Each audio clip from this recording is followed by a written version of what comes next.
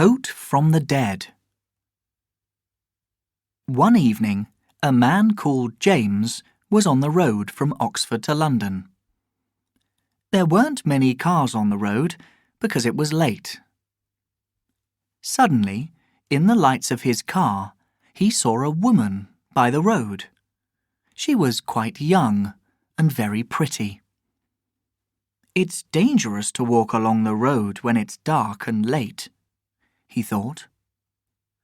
He stopped, opened the window, and asked the young woman, "Where are you going? It's dangerous to stand here at night. Perhaps I can take you to London with me." The young woman didn't answer, but she opened the door of the car and got in. James asked her a lot of questions. "What's your name? Where do you live? Why are you on the road at night? Is your family in London? Where are your friends? Have you got any money? Are you hungry?" The young woman sat next to James, but she said nothing. Not one word. She only looked at the road. Soon, James stopped asking questions, and they drove along without talking. Coming into London, there were more cars, and James had to drive more slowly. Suddenly, the young woman started to open the door, so James stopped the car quickly. They were in front of a house on a long street. The woman opened the door and got out of the car. Then she slowly walked up to the front door of the house. James watched her and thought angrily, "She didn't say thank you."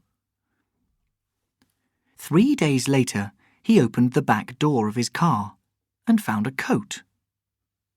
"This isn't my coat," he thought. Then he remembered the young woman. Perhaps it was her coat. He had to drive to London again that evening, so he thought, "I'll take her coat back. I remember the street and the house."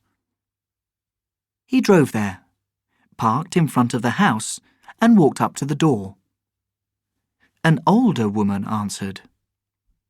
"Does a young woman live here?" he asked. "I think this is her coat. She left it in my car 3 days ago."